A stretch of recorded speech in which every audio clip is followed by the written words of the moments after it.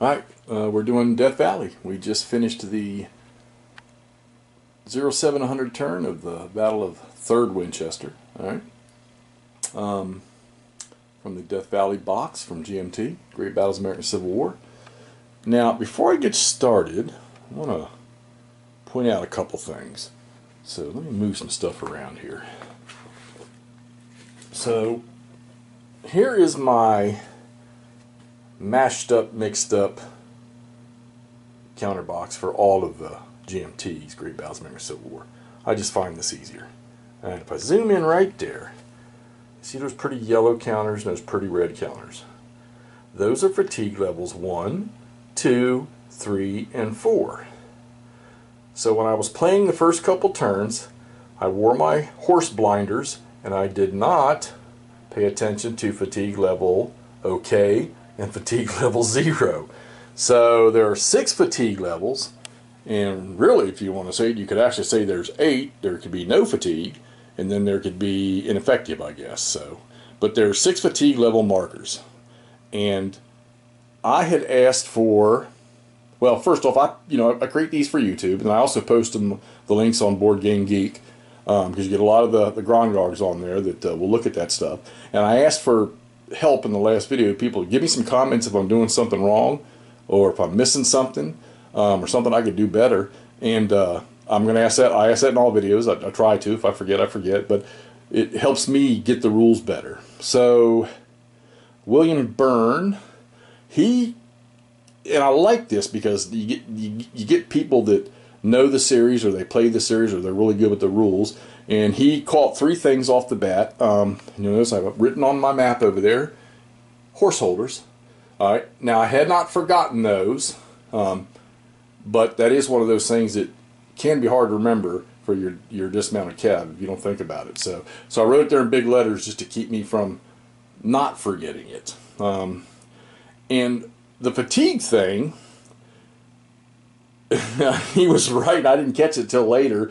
That I was under the impression that it looked like that I was using they get fatigue for every activation they do. And that's not the rule. And I knew that wasn't the rule, but I, in my silliness, had placed fatigue level 1 markers on units instead of fatigue level OK. So I corrected that. And but I do know the rule. The rule is 2 activations, you're good. No fatigue gets added. If you do 3, you get an activation. If you get a 4th one, you get another fatigue. So just by activations alone, you can accumulate 2 fatigue points in a turn. Okay. Melee, for the first melee you do within those first 2 activations, you're okay, no fatigue. But any other melee, or you might get a result from a melee that causes something, then you'll start picking up. So you can there's no count to the number of fatigue levels you can get from shot combat. So you got to keep that in mind. And this game's very intricate, and you really got to pay attention to those if you want to keep the game honest. Can't remember what the other one was. There were 3 things that I looked at, but I think I was okay with 2 of them. Okay, so activations, yeah, okay. No, I was good on that. But he pointed out those rules, and there was another person to validate them, and it big help. And I hope that if there's more stuff, people catch them to tell me, because I want to get these things right. Like I said, I laid off playing gaming for a lot of years until this winter came by, and it just seemed like I was stuck inside. And like I said, I opened my closet door one day, and I said, Terrible Swift Sword, let's play. Next thing you know, I done filled up all my bookshelves with new games, or new purchases anyhow. So. But, all right, so back to this. All right, so the 0800 turn, or 0700 turn's complete. All right, so my little cavalry foray over here with Chapman, and this was also pointed out that, was I going to try to cut the pike to slow down any reinforcements that come in from Martinsburg or Bunker Hill, and then I realized they don't come in, the Confederates don't get any reinforcements from up there till 10 o'clock in the morning.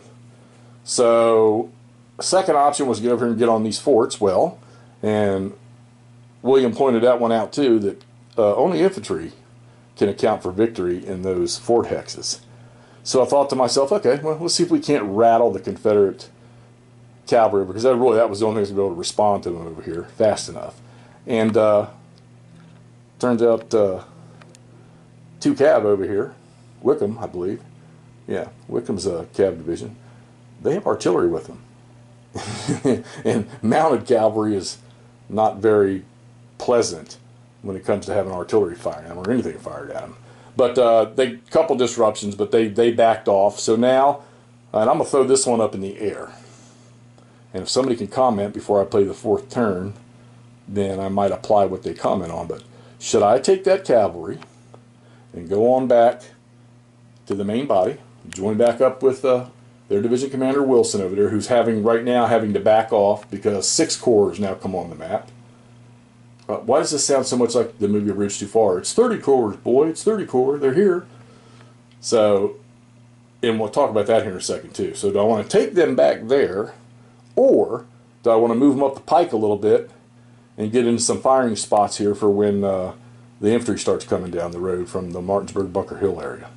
So if somebody gets a chance to pop one in, if I can get this posted fast enough, somebody wants to give me their thoughts on that, I'm all ears. Or can I sit over here and try to attempt to harass the Confederate cavalry, which, while they have the better guns, they don't have the range of the rifled muskets should the Cav here get off of their horses.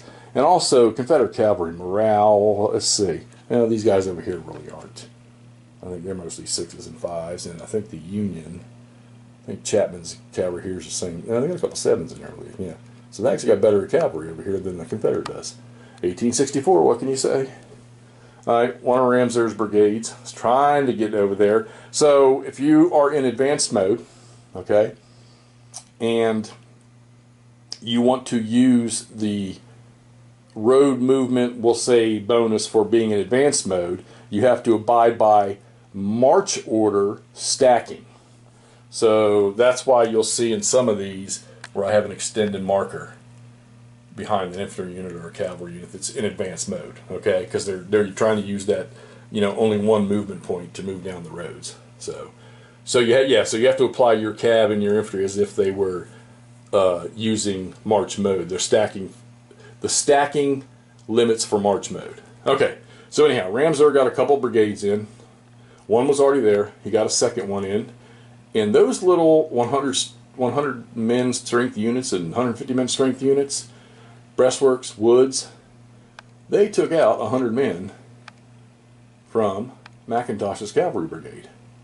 And they disrupted. So I needed to get them back and out of the way anyhow. One of the disruptions came from withdrawal movement because the first hex he was withdrawing into was cost more than 1 point, so you got to roll it for a universal, what do they call it, die roll or disruption die roll or something like that. It's called a UDD, and he failed it.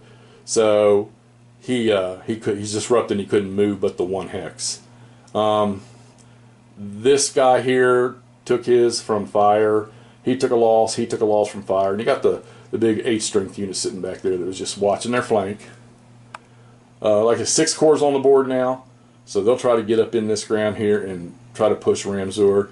And like I say, they've got the numbers. They're going to have similar weaponry, and I've got 6 corps artillery, which nobody can come in march orders till after the 0900 or on the 0900 turn. So all of these guys got to come in advance mode. So there is no march order AM or no march AM to pull. So the artillery got pulled twice first. So I really wasn't sure. I didn't want to get them on that road and be in the way. So I brought them up here thinking, well, maybe I'll have a 6 corps division go around, or it just wasn't sure at the time with what the position was of the Confederate forces. So now I'm going to have to, they're not going to be much use anyhow up in there. You can't move them to within, I think it has to be more than 4 hexes. It's 3 or 4. I have to validate that. So now I got to, on this next turn, I'll have to decide what to do with them. Wilson's the artillery attached to Wilson there.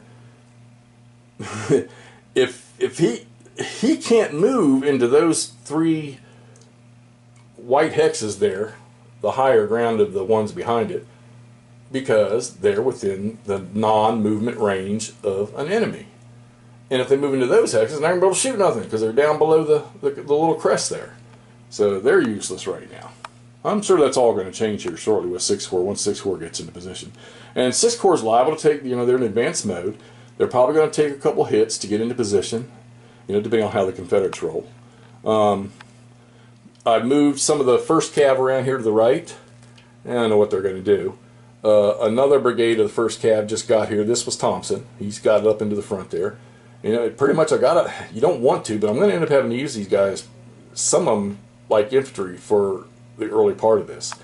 And then these other pieces of 1 Cav sitting here in these breastworks belong to this brigade over here. So I'll probably replace them with Thompson and pull them out around, which I probably should have rethought that and just let Thompson go over there and left the Cav that's over here back with his buddies near these breastworks to support Ramseur. It's amazing, those little small infantry regiments right there did damage to those Union cavalry that were dismounted, so they were just like infantry. Interesting, you get a +1 for firing out of a breastwork. So that worked out good. And of course then you got to check your, whether you can do prepared fire because of the range you're at, and then what your die roll modifier pluses are for the distance you're shooting. I got some Confederate artillery in here. I could probably get them up into the woods in line with those infantry units, but I got a feeling that 6th Corps, I don't know, they'd have to get 2 activations in a row before the 6th Corps moves in order to do that. So I don't see that happening. But they're in positions here that if the 6th Corps does break through those woods, they'll be able to put a field of fire down on them. Alright, so all of the 6th Corps units that arrived on the 0700 turn are, except for the last regiment over there, is on the map. And of course one of those regiments in there, the one in front of that green extended column, and that's just because he's like I say, he's advanced trying to use the road benefit. He's a strength 13. Now I think 7 strength points is what you can have, so he had to use an extended marker there, and he'll use one when he gets into line too. So alright, so there you have it. Confederates did get 2 victory points for knocking off 2 cavalry strength points. Alright, they're on their way. And we got more reinforcements coming in this turn for the Union. I think it's more of the 6th Corps coming in. Don't know how much they'll be able to do coming in behind that group over there. Got to get this 1st division here of the 6th Corps. I think it's the 2nd division. Let me see here. Yeah, second. Got to get them up here and get them online and get that fight going. All right, so I'm gonna wait a little bit. Probably be tomorrow before I start the 0800 turn. So anybody that might have something they want me to see me do with Chapman here, he's okay. He's not hurt. He had 2 disrupted units. They recovered. They rallied during their last activation. So we'll go ahead and start getting prepped for the next turn, and like I said, it'll probably be a day before I play that. So you got any suggestions, any comments, somebody holler at me. Hey, if you're enjoying this, hey, give me a like and click subscribe and click that notify bell so that you can keep up to date when I post these. I try to post them as fast as I can. Now I know this game's going to slow down as I get more and more units on there. Like I said, it took me 2 evenings to play this, and you can see the markers. What's really funny is I had the Union March AM in there. You can't even use it yet. So, but and Early came on the board up here, and I was worried about the Cav cutting him off, not being a move. But so if you use a Corps commander or Army commander, he can move 40 movement points if you want him to, but he's pretty much ineffective once you do that, unless he's stacked with a subordinate leader at the start of the next phase. He can't use his initiative or anything. But since Chapman backed off, Early was able to come down the pike, run down here, and get into the same location with Fitz Lee, so he'll be able to affect Fitz Lee on this next turn. But from what I read in the rules, but he will do nothing else for anybody else. I keep thinking maybe I need to get him out here to give these guys some strength and leave Fitz Lee to himself, because Fitz Lee he's the Cav Corps commander, so he'll be just fine. Yeah, so I'll probably end up moving Early out yonder to sort of bolster that up, see if he can't help. I mean, what does he do? Adds to initiative. I got to do some reading on that too, because he's the overall commander. All right, anyhow, we'll get back to you. Thanks for watching. See you shortly.